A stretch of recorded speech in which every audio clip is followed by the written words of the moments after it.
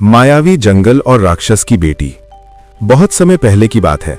नीलगिरी की पहाड़ियों के पास चंदनपुर नाम का एक खुशहाल राज्य हुआ करता था। वहां के राजा धर्मराज बहुत ही न्यायप्रिय थे।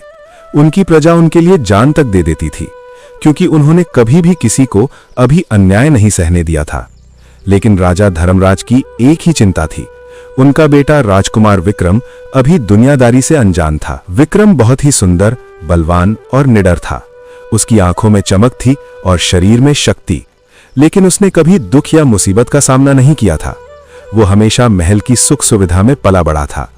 उसे युद्ध का अभ्यास, शिकार और राजकाज का ज्ञान मिला था, लेकिन जीवन की कठिनाइयों का अनुभव नहीं। उसे कभी भूख नहीं लगी, कभी उसे ठंड का सामना नहीं करना पड़ा और कभी उसे ये नहीं समझना पड़ा कि इंसान की असली कीमत क्या होती है। एक दिन अचानक राजा धर्मराज बहुत बीमार पड़ गए। उनके शरीर में एक अजीब सी कमजोरी आई और सांसें अटकने लगी। बड़े बड़े वैद्य और हकीम आए, लेकिन कोई भी राजा का इलाज नहीं कर सका। राजमहल में शोक की लहर फैल गई। मंत्री और सैनिक सभी चिंतित थे। रानी हर समय राजा के बिस्तर के पास बैठकर प्रार्थना करती रहती, लेकिन उनकी हालत दिन प्रतिदिन बिगड़ती जा रही थी। राजकुमार विक्रम भी अपने पिता की बीमारी देखकर स्तब्ध था। उसे लगा कि अगर वो कुछ कर नहीं पाया तो उसका जीवन व्यर्थ हो जाएगा। तभी गांव के एक बहुत बुजुर्ग साधु महल में आए। उनके बाल सफेद, आंखें गहरी और चाल धीमी थी, लेकिन उनके शब्दों में शक्ति थी। साधु ने राजकुमार विक्रम को बताया कि राजा के प्राण केवल एक ही चीज से बच सकते हैं, और वो है संजीवनी मणिरत्न। लेकिन समस्या ये थी कि वो मणिरत्न कालवन नाम के एक भयानक जंगल में था। वहां महाकाल नाम का एक मायावी राक्षस राज करता था। महाकाल के पास इतनी शक्तियां थीं कि वो हवा को रोक सकता था और दिन को रात बना सकता था। लोगों का कहना था कि उस जंगल में जो भी गया वो कभी वापस नहीं लौटा। राजकुमार विक्रम ने अपने पिता की जान बचाने के लिए उसी वक्त कसम खाई कि वो उस मणिरत्न को लेकर ही वापस आएगा। माता पिता का आशीर्वाद लेकर अपनी तलवार और घोड़े के साथ विक्रम उस भयानक कालवन की ओर निकल पड़ा। जैसे जैसे विक्रम कालवन के करीब पहुंचा, हवा ठंडी और भारी होने लगी। पक्षियों की चहचहाहट बंद हो गई और चारों तरफ एक अजीब सी खामोशी छा गई। जंगल की सीमा पर पहुंचते ही उसके घोड़े ने आगे बढ़ने से मना कर दिया और डर के मारे हिनहिनाने लगा। विक्रम समझ गया कि आगे का सफर उसे पैदल ही तय करना होगा। उसने घोड़े को वहीं छोड़ा और घने जंगल में प्रवेश किया। जंगल वाकई मायावी था। वहां के पेड़ काले थे और उनके पत्ते नीले रंग के चमक रहे थे। अजीब बात यह थी कि वहां सूरज की रोशनी जमीन तक नहीं पहुंचती थी, फिर भी एक रहस्यमयी बैंगनी रोशनी हर जगह फैली हुई थी। विक्रम अभी कुछ दूर ही गया था कि उसे लगा कि पेड़ अपनी जगह बदल रहे हैं। जो रास्ता सीधा दिख रहा था वो अचानक गायब हो जाता और नई पगडंडी बन जाती। ये महाकाल राक्षस की माया थी। विक्रम रुका नहीं, वो निडर होकर आगे बढ़ता रहा। उसे जंगल में अजीबोगरीब आवाजें सुनाई दे रही थीं, कभी किसी के रोने की तो कभी डरावनी हंसी की। अचानक उसके सामने एक विशाल नदी आ गई, जिसका पानी खून जैसा लाल था और उसमें से भाप निकल रही थी। विक्रम ने हिम्मत नहीं हारी। उसने एक बड़ा सा सूखा पेड़ गिराया और उसे नाव बनाकर नदी पार करने लगा। नदी के बीच में उसे लगा कि पानी के अंदर से कोई उसे खींच रहा है, लेकिन अपनी ताकत और फुर्ती से वो दूसरे किनारे पर पहुंच गया। नदी पार करते ही जंगल का नजारा बदल गया। अब वहां काले डरावने पेड़ों की जगह सुंदर चमकीले फूलों वाले पौधे थे। हवा में एक मीठी सी सुगंध थी। विक्रम हैरान था कि राक्षस के जंगल में इतनी सुंदर जगह कैसे हो सकती है। वो धीरे धीरे आगे बढ़ा और एक पुरानी लेकिन भव्य गुफा के पास पहुंचा, जिसके बाहर एक सुंदर बगीचा था। वहां उसने जो देखा उससे उसकी पलकें झपकना बंद हो गई।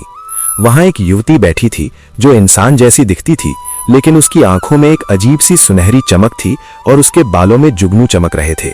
वो फूलों से बातें कर रही थी और हवा के इशारे पर फूल खिल रहे थे। वो महाकाल राक्षस की इकलौती बेटी रूपसी थी। रूपसी अपने पिता के क्रूर स्वभाव से बिल्कुल अलग थी। उसका दिल मोम जैसा नरम था और उसे हिंसा से नफरत थी। महाकाल उसे दुनिया की नजरों से बचाकर इस गुप्त बगीचे में रखता था। विक्रम छिपकर उसे देखने लगा। उसे लगा कि शायद ये कोई वन देवी है। तभी विक्रम का पैर एक सूखी टहनी पर पड़ा और कड़क की आवाज हुई। रूपसी ने तुरंत पलटकर देखा। एक मानव को वहां देखकर वो डर गई, क्योंकि उसके पिता ने उसे बताया था कि इंसान बहुत दुष्ट होते हैं। रूपसी ने अपनी जादुई शक्ति से हवा का एक बवंडर बनाया और विक्रम की ओर फेंका। विक्रम ने अपनी तलवार नहीं निकाली, बल्कि हाथ जोड़कर वहीं खड़ा रहा। बवंडर उसके पास आकर रुक गया। रूपसी हैरान थी कि ये इंसान हमला क्यों नहीं कर रहा। विक्रम ने बहुत ही शांत और नम्र आवाज में कहा कि वो किसी को नुकसान पहुंचाने नहीं आया है, वो बस अपने पिता के प्राण बचाने के लिए एक औषधि की तलाश में है।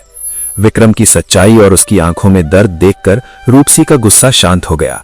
उसने अपनी माया वापस ले ली। रूपसी की आंखों में गुस्सा शांत हो गया और उसने विक्रम की बातों को ध्यान से सुना। विक्रम ने उसे अपनी पूरी कहानी बताई कि कैसे उसके पिता मृत्यु शैया पर हैं और केवल संजीवनी मणिरत्न ही उन्हें बचा सकता है। रूपसी ये सुनकर उदास हो गई। उसने विक्रम को बताया कि वो मणिरत्न उसके पिता महाकाल के मुकुट में लगा है और महाकाल उसे अपनी जान से भी ज्यादा प्यार करता है। यदि विक्रम ने उसे लेने की कोशिश की तो महाकाल उसे मारकर खा जाएगा। रूपसी ने विक्रम को वापस जाने की सलाह दी, क्योंकि वो नहीं चाहती थी कि एक निर्दोष और पितृभक्त राजकुमार मारा जाए। लेकिन विक्रम ने कहा कि बिना मणिरत्न के वो वापस नहीं जाएगा, चाहे जान ही क्यों ना चली जाए। विक्रम के इस त्याग और साहस ने रूपसी के दिल में एक नई भावना जगा दी। उसने आज तक केवल राक्षसी क्रूरता देखी थी, ऐसा प्रेम और त्याग उसने कभी नहीं देखा था। धीरे धीरे बातों का सिलसिला शुरू हुआ। रूपसी ने विक्रम को जंगल के खतरों के बारे में बताया और विक्रम ने उसे अपनी दुनिया, अपने गांव और वहां के लोगों के किस्से सुनाए। दोनों को पता ही नहीं चला कि कब शाम से रात हो गई। रूपसी को विक्रम का साथ बहुत अच्छा लगने लगा था और विक्रम भी रूप की मासूमियत और अच्छाई पर मोहित हो गया था। उसे विश्वास नहीं हो रहा था कि एक राक्षस की बेटी इतनी पवित्र हो सकती है। रूपसी ने विक्रम को एक सुरक्षित गुफा में छिपने के लिए कहा, क्योंकि रात को महाकाल शिकार करके वापस आता था। वो विक्रम से वादा करती है कि वो उसकी मदद करने की कोशिश करेगी, लेकिन उसे बहुत सावधान रहना होगा। विक्रम ने भी रूपसी को भरोसा दिया कि वो उसके साथ है और वो अपने वचन को निभाएगा। रात में जब पूरा जंगल सो रहा था, महाकाल राक्षस अपनी गुफा में लौटा। उसके कदमों से धरती हिल रही थी। महाकाल का शरीर लोहे जैसा सख्त, आंखें अंगारों जैसी लाल और दांत तलवार जैसे नुकीले थे। वो सीधे रूपसी के पास गया और पूछा कि उसे जंगल में इंसान की गंध क्यों आ रही है। रूपसी का दिल जोर से धड़कने लगा। उसने बहाना बनाया कि शायद कोई भटकता हुआ शिकारी जंगल के किनारे आया होगा, जिसे उसने डराकर भगा दिया। महाकाल अपनी बेटी पर बहुत भरोसा करता था, इसलिए वो शांत हो गया और सो गया। इधर गुफा में छिपा विक्रम सोच रहा था कि वो कैसे उस विशाल राक्षस से मणिरत्न हासिल करेगा। अगली सुबह जब महाकाल फिर से शिकार के लिए निकला तो रूपसी विक्रम के पास आई। उसकी आंखों में चिंता थी। उसने विक्रम से कहा कि एक ही तरीका है, महाकाल को युद्ध में हराना असंभव है। उसे केवल उसकी अपनी ही शर्त या किसी पहेली में फंसाकर जीता जा सकता है, या फिर तब जब वो अमावस की गहरी नींद में हो। लेकिन अमावस आने में अभी 3 दिन बाकी थे। विक्रम के पास इतना समय नहीं था। विक्रम और रूपसी ने मिलकर एक योजना बनानी शुरू की। इसी दौरान दोनों के बीच का खिंचाव बढ़ता गया। विक्रम ने रूपसी का हाथ थामकर कहा कि अगर वो जीवित बचा तो वो उसे इस अंधेरे जंगल से निकालकर अपनी दुनिया की रोशनी दिखाएगा। रूपसी ने पहली बार किसी के स्पर्श में इतना अपनापन महसूस किया। ये एक अनोखे प्रेम की शुरुआत थी, एक राजकुमार और एक राक्षस की बेटी के बीच, जो प्रकृति के नियमों के खिलाफ था। समस्या तब खड़ी हुई जब जंगल के एक जासूस कागा, एक जादुईदा कौवा जो महाकाल का सेवक था, उसने विक्रम और रूपसी को बातें करते देख लिया। कागा ने तुरंत उड़कर जंगल में महाकाल को ढूंढना शुरू कर दिया, ताकि वो अपने मालिक को यह खबर दे सके कि उसकी बेटी एक इंसान के साथ मिलकर षड्यंत्र रच रही है। इधर विक्रम और रूपसी इस खतरे से अनजान मणिरत्न चुराने की योजना को अंतिम रूप दे रहे थे। रूपसी जानती थी कि उसके पिता की शक्ति का स्रोत एक गुप्त तालाब में छिपा है। अगर उस तालाब का पानी दूषित कर दिया जाए तो कुछ पल के लिए महाकाल की शक्तियां क्षीण हो सकती हैं, लेकिन उस तालाब तक जाने का रास्ता बहुत कठिन था। वहां विषैले सर्प और अदृश्य दीवारें थीं। विक्रम ने तय किया कि वो उस तालाब तक जाएगा। रूपसी ने उसे अपनी एक जादुई अंगूठी दी, जो उसे अदृश्य दीवारों से पार ले जा सकती थी। जैसे ही विक्रम उस खतरनाक रास्ते पर बढ़ा, उधर कागा ने महाकाल को सारी बात बता दी। महाकाल के क्रोध की कोई सीमा नहीं रही। उसकी दहाड़ से पूरा कालवन कांप उठा। उसने तुरंत गुफा की ओर उड़ान भरी। महाकाल राक्षस जब अपनी गुफा के पास पहुंचा तो उसका क्रोध आसमान चूम रहा था। उसके गुस्से से जंगल के पेड़ उखड़ने लगे थे और आसमान में काली बिजलियां कड़कने लगी थी। वो सीधा उस सुंदर बगीचे में उतरा जहां रूपसी खड़ी थी। महाकाल ने अपनी गरजती हुई आवाज में पूछा, बेटी, क्या कागा ने जो कहा वो सच है? क्या तूने अपने पिता के दुश्मन एक मामूली इंसान की मदद की? रूपसी डर से कांप रही थी, लेकिन उसने झूठ नहीं बोला। उसने कहा, पिताजी, वो दुश्मन नहीं है, वो एक बेटा है जो अपने पिता की जान बचाने आया है। प्रेम और त्याग कोई अपराध नहीं है। यह सुनकर महाकाल की आंखों में खून उतर आया। उसे लगा कि उसकी अपनी बेटी ने उसकी पीठ में छुरा घोंप दिया है। उसने आव देखा न ताव अपनी जादुई छड़ी घुमाई और रूपसी के चारों तरफ आग का एक घेरा बना दिया। यह अग्निबंधन था जिसे कोई नहीं तोड़ सकता था। महाकाल ने कड़क कर कहा, तुझे यहीं कैद रहना होगा जब तक मैं उस राजकुमार का खून पीकर वापस नहीं आता। आज तू देखेगी कि तेरा पिता कितना निर्दयी हो सकता है। रूपसी रोती रह गई, चिल्लाती रह गई, लेकिन महाकाल वहां से आंधी की तरह उड़ गया। उसे पता था कि विक्रम काल सरोवर यानी कि गुप्त तालाब की तरफ गया है। महाकाल ने अपनी रफ्तार बढ़ा दी। वो हवा से बातें करने लगा ताकि विक्रम के वहां पहुंचने से पहले ही उसे दबोच सके। उधर राजकुमार विक्रम जंगल के सबसे खतरनाक हिस्से में था। रूपसी ने उसे बताया था कि काल सरोवर तक पहुंचने के लिए उसे सांपों की घाटी पार करनी होगी। जैसे ही विक्रम वहां पहुंचा, उसे हजारों फुफकारें सुनाई दी। पानी के किनारे से निकले जहरीले सर्प हर जगह फैले थे। विक्रम के पास रूपसी की दी हुई जादुई अंगूठी थी। जैसे ही उसने अंगूठी की चमक सांपों पर डाली, सांप रास्ता छोड़कर पीछे हटने लगे। विक्रम तेजी से आगे बढ़ा। झाड़ियां उसके कपड़े फाड़ रही थीं, कांटे उसके पैरों में चुभ रहे थे, लेकिन उसका ध्यान केवल अपने लक्ष्य पर था। उसे अपने बीमार पिता का चेहरा याद आ रहा था। घाटी पार करते ही उसे सामने एक भयानक दृश्य दिखा। दो बड़ी बड़ी काली चट्टानों के बीच एक तालाब था जिसका पानी कोयले जैसा काला था और उसमें से बदबू आ रही थी। यही वो स्रोत था जिससे महाकाल को अमरता और शक्ति मिलती थी। विक्रम घाटी पार करता ही आगे बढ़ा और सामने काली चट्टानों के बीच स्थित उस तालाब को देखता है जिसका पानी कोयले जैसा काला था और बदबू से भरा हुआ था। उसे समझ में आ गया कि यही वो स्रोत है जिससे महाकाल को अमरता और शक्ति मिलती है। तालाब के पास एक पवित्र नीलम पत्थर रखा था जिसे रूपसी ने उसे दिया था। रूपसी ने कहा था कि अगर ये पत्थर तालाब में डाल दिया जाए तो पानी शुद्ध हो जाएगा और महाकाल की काली शक्तियां कुछ समय के लिए सो जाएंगी। विक्रम ने वो पत्थर निकाला और तालाब के किनारे की ओर दौड़ा। अभी वो हाथ उठाने ही वाला था कि पीछे से एक जोरदार धमाका हुआ। विक्रम लुढ़क कर दूर जा गिरा। जब विक्रम ने सिर उठाकर देखा तो सामने साक्षात मौत खड़ी थी। महाकाल वहां पहुंच चुका था। वो अपने असली रूप में था। बड़े हाथ, ऊंचा पत्थर जैसा शरीर और हाथ में एक भारी गदा। महाकाल जोर से हंसा। मूर्ख इंसान, तू मेरी ही बेटी की मदद से मुझे हराने चला था। अब देख तेरा क्या हाल करता हूं। महाकाल ने अपनी गदा घुमाकर विक्रम पर वार किया। विक्रम बहुत फुर्तीला था। उसने जमीन पर लुढ़क कर खुद को बचाया। गदा जमीन पर लगी और वहां एक गहरा गड्ढा हो गया। विक्रम ने अपनी तलवार निकाली, लेकिन वो जानता था कि राक्षस की सख्त चमड़ी पर तलवार का कोई असर नहीं होगा। उसका एकमात्र मौका वो पवित्र नीलम था जो गिरकर दूर जा पड़ा था। विक्रम ने हार नहीं मानी। उसने महाकाल का ध्यान भटकाने के लिए इधर उधर भागना शुरू किया। महाकाल गुस्से में अंधा होकर हर तरफ वार कर रहा था, जिससे बड़े बड़े पेड़ माचिस की तीलियों की तरह टूट रहे थे। विक्रम मौका पाकर नीलम की तरफ लपका। जैसे ही उसने नीलम उठाया, महाकाल ने अपनी जादुई शक्ति से विक्रम के पैरों को जमीन में जकड़ लिया। विक्रम हिल नहीं पा रहा था और महाकाल धीरे धीरे उसकी तरफ बढ़ रहा था। उसके चेहरे पर एक क्रूर मुस्कान थी। अब तुझे कोई नहीं बचा सकता, राक्षस ने कहा और अपना विशाल पंजा विक्रम का गला घोटने के लिए बढ़ाया। विक्रम की सांसें रुकने लगी।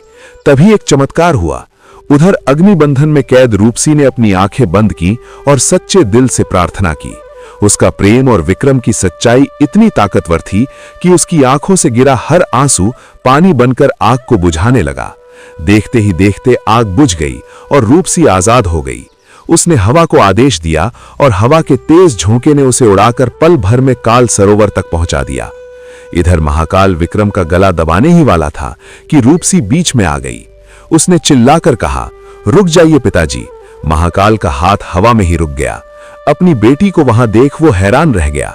हट जा रास्ते से रूपसी, आज इसे मरना होगा, महाकाल गरजा। रूपसी ने रोते हुए कहा, अगर आपने इन्हें मारा तो आप अपनी बेटी को भी खो देंगे। इसकी पितृभक्ति देखिए, यह अपनी जान पर खेल कर आया है। आप तो महान शक्तिशाली हैं कि आपकी शक्ति एक निहत्थे बालक को मारने के लिए है। महाकाल का दिल पसीजने लगा, लेकिन उसका अहंकार बहुत बड़ा था। उसने कहा, इंसानों पर भरोसा नहीं किया जा सकता।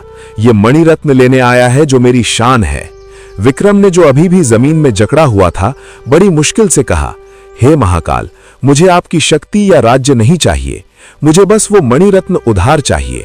मेरे पिता ठीक होते ही मैं उसे वापस कर दूंगा। एक बार मुझ पर विश्वास करके देखिए। महाकाल ने पहली बार किसी इंसान की आंखों में इतना साहस और सच्चाई देखी थी, लेकिन राक्षस की फितरत इतनी जल्दी नहीं बदलती। महाकाल ने एक शर्त रखी। उसने कहा, ठीक है, अगर तू सच्चा है तो तुझे एक परीक्षा देनी होगी। मैं तुझे मणिरत्न दूंगा, लेकिन बदले में तुझे अपनी सबसे कीमती चीज मुझे यहां गिरवी रखनी होगी। जब तू मणि वापस करने आएगा तब तुझे वो चीज मिलेगी। विक्रम सोच में पड़ गया। उसके पास घोड़ा था, तलवार थी, लेकिन सबसे कीमती क्या था? विक्रम ने रूपसी की तरफ देखा और फिर अपनी छाती पर हाथ रखा। उसने कहा, मेरे पास मेरे प्राण और मेरे वचन के अलावा कुछ नहीं है, लेकिन अगर आप कोई वस्तु मांग रहे हैं तो मेरे पास ये ताबीज है जो मेरी मां ने दिया था। महाकाल ने जोर से ठहाका लगाया, नहीं राजकुमार, मुझे तेरी मां का ताबीज नहीं, मुझे तेरी आवाज चाहिए। तू मणि ले जा, लेकिन जब तक तू वापस नहीं आएगा तू गूंगा रहेगा। तू किसी को बता नहीं पाएगा कि तूने क्या देखा और क्या सहा, और अगर तूने मणि वापस नहीं की तो तू हमेशा के लिए गूंगा रह जाएगा। रूपसी घबरा गई। नहीं पिताजी, ये कैसा अन्याय है? लेकिन विक्रम ने तुरंत हामी भर दी। उसने सोचा कि पिता की जान बचाने के लिए आवाज खोना बहुत छोटा सौदा है। महाकाल ने अपनी माया से विक्रम के पैरों को जमीन में जकड़ लिया और फिर अपने मुकुट से चमकता हुआ संजीवनी मणिरत्न विक्रम को दिया। मणिरत्न हाथ में आते ही विक्रम को एक अजीब सी ऊर्जा महसूस हुई। महाकाल ने चेतावनी दी, याद रखना, अमावस्या की रात तक अगर मणि वापस नहीं आई तो मेरा श्राप तेरे पूरे वंश को भस्म कर देगा। विक्रम ने सिर झुकाकर महाकाल और रूपसी को प्रणाम किया। रूपसी की आंखों में आंसू थे।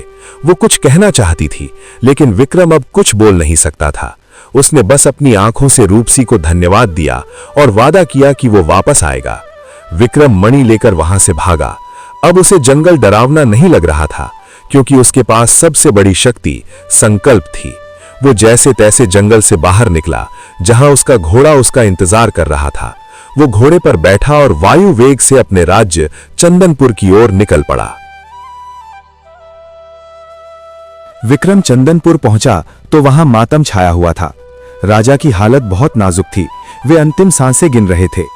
विक्रम सीधा राजमहल के कक्ष में पहुंचा। उसे देखते ही रानी और मंत्री दौड़ पड़े। बेटा विक्रम, क्या हुआ? तुम खाली हाथ आए हो? विक्रम कुछ बोल नहीं सकता था। उसने जेब से वो चमकता हुआ मणिरत्न निकाला। मणि की रोशनी से पूरा कमरा जगमगा उठा। राजवैद्य ने तुरंत मणि को पानी में डुबोया और वो पानी राजा के मुंह में डाला। चमत्कार हुआ। कुछ ही पलों में राजा के शरीर का नीलापन जाने लगा। उनकी सांसें ठीक हो गईं और उन्होंने आंखें खोल दी। पूरे राज्य में खुशी की लहर दौड़ गई। राजकुमार विक्रम की जय हो के नारे लगने लगे। राजा धर्मराज ने उठकर अपने बेटे को गले लगाया और पूछा, बेटा, तूने ये असंभव कार्य कैसे किया? विक्रम कुछ कहना चाहता था, होठ हिलाता था, लेकिन आवाज नहीं निकलती थी। सब हैरान थे। राजवैद्य ने जांच की और कहा, महाराज, राजकुमार ने अपनी आवाज खो दी है। लगता है उस राक्षस ने कोई श्राप दिया है। राजा और रानी रोने लगे। जिस बेटे ने पिता के लिए इतना बड़ा त्याग किया, वो अब मां या पिताजी भी नहीं बोल सकता था। दिन बीतने लगे। राजा पूरी तरह स्वस्थ हो गए, लेकिन विक्रम की उदासी बढ़ती गई। उसे अपनी आवाज जाने का गम नहीं था। उसे चिंता थी रूपसी और अपने वादे की। अमावस की रात आने में अब केवल 2 दिन बचे थे। उसे मणि वापस करने जाना था, लेकिन राजा ने आदेश दे दिया कि मणिरत्न को अब शाही खजाने में सबसे सुरक्षित तहखाने में रखा जाएगा और वहां कड़ा पहरा होगा, क्योंकि ये मणि राज्य की रक्षा के लिए जरूरी है। राजा को यह नहीं पता था कि ये मणि उधार ली गई है और इसे वापस न करने पर प्रलय आ जाएगा। विक्रम बहुत परेशान था। वो बोलकर किसी को समझा नहीं सकता था। उसने लिखकर बताने की कोशिश की, लेकिन मंत्रियों ने सोचा कि राजकुमार सदमे में है और उसे आराम की जरूरत है। उसे कमरे में बंद कर दिया गया ताकि वो कहीं जा न सके। उधर कालवन में महाकाल अपनी गुफा में बैठा दिनों की गिनती कर रहा था और रूपसी हर पल विक्रम की राह देख रही थी। उसे डर था कि अगर विक्रम नहीं आया तो उसका पिता फिर कभी इंसानों पर भरोसा नहीं करेगा और शायद चंदनपुर को तबाह कर देगा। अमावस की रात करीब आ रही थी और विक्रम अपने ही महल में कैद था। अब एक ही रास्ता बचा था, मणि को चुराना। अपने ही घर में चोरी करना एक राजकुमार के लिए शोभा नहीं देता, लेकिन वचन और प्रजा की जान बचाने के लिए उसे ये कलंक भी अपने माथे पर लेना था। अमावस की काली रात शुरू होने में अब बस कुछ ही पहर बचे थे। आसमान में चांद नहीं था और चारों तरफ घना अंधेरा छाया हुआ था। महल के अपने कमरे में कैद राजकुमार विक्रम बेचैन था। वो जानता था कि अगर आज सूरज उगने से पहले वो कालवन नहीं पहुंचा तो अनर्थ हो जाएगा। महाकाल का श्राप न केवल उसे गूंगा रखेगा बल्कि उसके पूरे परिवार और प्रजा को भस्म कर देगा। विक्रम ने एक कठिन निर्णय लिया। उसने अपने कमरे की खिड़की से रस्सी की मदद से नीचे उतरने की योजना बनाई। उसने अपनी चादरों को फाड़कर रस्सी बनाई और अंधेरे का फायदा उठाकर महल की दीवार से नीचे उतर गया। उसके दिल में चोर जैसा डर नहीं बल्कि एक योद्धा जैसा संकल्प था। वो दबे पांव शाही खजाने की ओर बढ़ा। वहां कड़ा पहरा था, लेकिन विक्रम महल के हर चोर रास्ते को जानता था। वो एक पुराने गुप्त मार्ग से खजाने के अंदर दाखिल हुआ। सामने मखमली गद्दी पर वो संजीवनी मणिरत्न चमक रहा था। विक्रम ने कांपते हाथों से उसे उठाया। उसे बहुत आत्मग्लानि हो रही थी कि वो अपने ही पिता की संपत्ति चुरा रहा है। वो अस्तबल पहुंचा, अपने वफादार घोड़े पवन को खोला और पिछली बाड़ बांधकर जंगल की ओर दौड़ पड़ा। सुबह होते ही महल में कोहराम मच गया। पहरेदारों ने देखा कि खजाने से मणि गायब है और राजकुमार भी अपने कमरे में नहीं है। राजा धर्मराज को जब ये खबर मिली तो उन्हें गहरा धक्का लगा। उन्हें लगा कि शायद बीमारी या जादू के असर से विक्रम का मानसिक संतुलन बिगड़ गया है और वो मणि लेकर भाग गया है। राजा ने तुरंत सेनापति को आदेश दिया, जाओ पूरी सेना लेकर जाओ और विक्रम को पकड़ कर लाओ। वो कालवन की तरफ ही गया होगा। हमें वो मणि हर हाल में वापस चाहिए। घोड़ों की टापों से धरती गूंज उठी। राजा खुद सेना के साथ आगे थे। उधर विक्रम हवा से बातें कर रहा था। उसका घोड़ा पवन भी जैसे अपने मालिक की मुसीबत समझ रहा था। वो बिना थके दौड़ रहा था।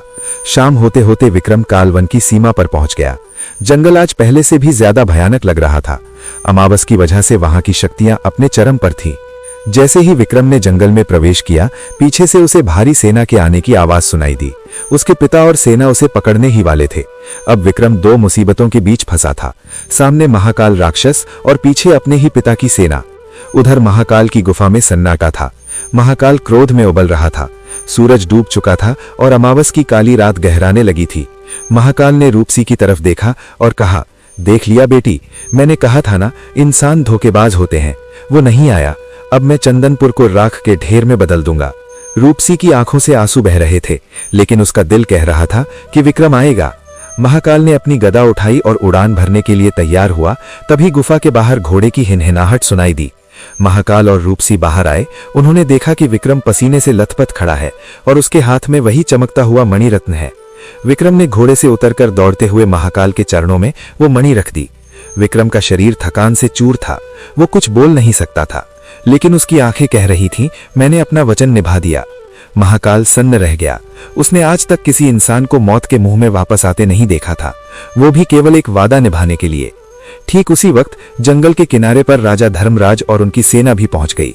राजा ने दूर से देखा कि उनका बेटा एक भयानक राक्षस के सामने खड़ा है। राजा को लगा कि राक्षस विक्रम को मारने वाला है। राजा ने चिल्लाकर आदेश दिया, आक्रमण, मेरे बेटे को बचाओ। सैनिकों ने तीरों की बौछार शुरू कर दी। तीर महाकाल के शरीर से टकराकर टूटने लगे। महाकाल को गुस्सा आ गया। उसने विक्रम से कहा, यह मूर्ख इंसान मेरा मुकाबला करेगा। महाकाल ने एक फूंक मारी और एक भयंकर आंधी पैदा हो गई, जिससे सैनिक तिनकों की तरह उड़ने लगे। राजा धर्मराज घोड़े से गिर पड़े। महाकाल आगे बढ़ा ताकि राजा को कुचल सके। तभी विक्रम अपने पिता और राक्षस के बीच में खड़ा हो गया। उसने अपने हाथ फैला दिए, जैसे कह रहा हो कि मेरे पिता को मारने से पहले मुझे मारो। ये दृश्य देखकर महाकाल रुक गया। उसने देखा कि यह लड़का न केवल सच्चा है बल्कि निडर और प्रेम से भरा है। उधर राजा धर्मराज भी हैरान थे कि उनका बेटा राक्षस से लड़ने की बजाय उसे शांत क्यों कर रहा है। महाकाल का पत्थर दिल पिघल गया। उसने अपनी माया वापस खींच ली। आंधी रुक गई। महाकाल ने अपनी कमर से वो कांच की बोतल निकाली जिसमें विक्रम की आवाज कैद थी। उसने बोतल का ढक्कन खोला और एक सुनहरे धुएं के रूप में आवाज विक्रम के गले में वापस समा गई। विक्रम को अचानक खांसी आई और उसने पहली बार बोला, पिताजी रुक जाइए, ये राक्षस दुष्ट नहीं है। विक्रम ने जब अपनी आवाज वापस पाई तो उसकी खुशी का कोई ठिकाना नहीं रहा। उसने घबराकर अपने पिता की तरफ देखा, फिर महाकाल की ओर। उसकी आंखों में अब न तो डर था और न ही गुस्सा, सिर्फ प्रेम और समझ थी। पिताजी, विक्रम ने कहा, महाकाल ने मुझे मणि रत्न दिया था, लेकिन उसने मेरे साथ एक शर्त रखी थी। उसने कहा कि अगर मैं मणि वापस नहीं करूंगा तो वो हमारे पूरे राज्य को भस्म कर देगा। मैंने आपका वचन निभाने के लिए वो मणि लेकर आया। कृपया समझिए, ये राक्षस इतना भी बुरा नहीं है। राजा धर्मराज ने गहरी सांस ली। उनका चेहरा अभी भी भयभीत था, लेकिन अब वे सोचने लगे कि शायद उनका बेटा सही है। उन्होंने महाकाल की ओर देखा और पूछा, क्या तुम सच कह रहे हो? क्या तुमने मेरे बेटे को आवाज से वंचित किया था? महाकाल ने सिर झुकाया। उसने कहा, हाँ, मैंने किया था, पर मैंने उसे शाप इसीलिए नहीं दिया कि वो गलत था। मैंने उसे ये सिखाने के लिए दिया कि इंसानों का भरोसा टूटता है और उनका प्यार भी। रूपसी ने बीच में आकर कहा, पिताजी, इंसानों में भी सच्चाई होती है। विक्रम ने अपने पिता की जान बचाने के लिए अपनी आवाज दे दी। क्या यह सच्चाई नहीं है? महाकाल की आंखों में आंसू चमकने लगे। वो अपने बेटी की बात सुनकर झिझक गया। वो जानता था कि रूपसी सही बोल रही है। उसने विक्रम की ओर देखा और कहा, तुमने अपने वचन निभाए, इसलिए मैं तुमसे एक और शर्त नहीं लूंगा। मैं तुम्हारे राज्य को नहीं तोड़ूंगा, लेकिन एक शर्त यह है कि तुम मुझे एक समझौता करो। विक्रम ने तुरंत कहा, क्या शर्त है? महाकाल ने कहा, तुम्हारे राज्य में जो भी लोग भूखे, गरीब और दुखी हैं, तुम उन्हें मदद दो, और तुम मुझे यह वचन दो कि तुम कभी भी किसी के साथ धोखा नहीं करोगे। अगर तुम ऐसा करोगे तो मैं फिर से तुम्हारे सामने आकर अपना दंड दूंगा। विक्रम ने अपनी तलवार को जमीन पर रखकर हाथ जोड़कर कहा, मैं ये वचन देता हूं, मैं अपने राज्य में न्याय और प्रेम से शासन करूंगा, और मैं कभी भी किसी को धोखा नहीं दूंगा। महाकाल ने सिर हिलाया और कहा, ठीक है, मैं अब तुम्हारे राज्य की रक्षा करूंगा, लेकिन तुम भी मेरी रक्षा करो। मैं तुम्हारी प्रजा को कष्ट नहीं दूंगा, और तुम भी मेरे जंगलों और प्राणियों को नहीं दुखाओगे। ये सुनकर राजा धर्मराज ने राहत की सांस ली। उन्होंने महाकाल के प्रति अपना गुस्सा भुला दिया। राजा ने अपने बेटे को गले लगाया और कहा, तुमने मुझे शर्मिंदा नहीं किया, बल्कि मुझे सिखाया कि सच्चाई और प्रेम सबसे बड़ी ताकत है। मैं तुम पर गर्व करता हूं। रूपसी ने भी विक्रम की तरफ देखा और उसकी आंखों में मुस्कान झलकने लगी। उसने कहा, विक्रम, तुमने मेरे पिता को भी समझाया, अब तुम मेरी मदद से और भी बड़ा राजा बनोगे। फिर महाकाल ने अपने गदा को नीचे रखा और अपनी गुफा की तरफ लौटने लगा, लेकिन जाने से पहले उसने विक्रम को एक उपहार दिया। उसने अपने गले से एक छोटा सा लाल धागा निकाला और विक्रम की कलाई में बांध दिया। यह धागा तुम्हें याद दिलाएगा कि तुमने अपने वचन निभाए हैं। जब भी तुम्हें संकट आए, यह धागा चमकेगा और तुम्हें मेरी मदद मिल जाएगी। विक्रम ने धन्यवाद कहा। फिर वो अपने पिता के साथ चंदनपुर की ओर लौट गया। रास्ते में राजा धर्मराज ने अपने सेनापति को आदेश दिया कि वे मणिरत्न को वापस राजमहल के खजाने में सुरक्षित रखें, लेकिन अब इसे केवल रक्षा के लिए उपयोग किया जाए, न कि लालच के लिए। चंदनपुर वापस आकर विक्रम ने अपने राज्य में नए नियम लागू किए। उसने गरीबों को भोजन और शिक्षा दी। उसने किसानों के लिए नए तालाब बनवाए। उसने न्याय व्यवस्था मजबूत की ताकि कोई भी दबंग किसी गरीब को तंग न कर सके। राजा धर्मराज ने अपने राज्य को शांत और खुश देखा। उन्होंने महसूस किया कि उनके बेटे की सीख ने राज्य को एक नई दिशा दी है। अब लोग राजा की तारीफ नहीं, बल्कि उनके पुत्र की तारीफ करते थे। समय के साथ विक्रम का नाम दूर दूर तक फैल गया। लोग कहते थे कि विक्रम वो राजा है जो अपने वचन के लिए आवाज तक खो सकता है। और रूपसी, वो अपने पिता के साथ जंगल में वापस चली गई, लेकिन उसने एक वादा किया कि वो कभी भी मानवों से दुश्मनी नहीं करेगी, बल्कि उन्हें समझने और मदद करने की कोशिश करेगी। एक दिन विक्रम ने जंगल के पास जाकर रूपसी से कहा, तुम्हारी वजह से ही मैं आज यहां खड़ा हूं। तुम्हारी बहादुरी और प्यार ने मुझे जीने का रास्ता दिया। रूपसी ने मुस्कुराते हुए कहा, और तुम्हारी सच्चाई ने मुझे यह सिखाया कि इंसानों में भी दिल होता है। अब हम दोनों मिलकर अपने अपने लोगों की रक्षा करेंगे। फिर दोनों ने मिलकर जंगल और राज्य के बीच एक पुल बनाया, प्रेम और विश्वास का पुल। और इस तरह एक राजा, एक राक्षस और एक प्रेम कहानी ने दिखा दिया कि सच्चाई और वचन से बड़ी कोई शक्ति नहीं होती। कहानी का अंत।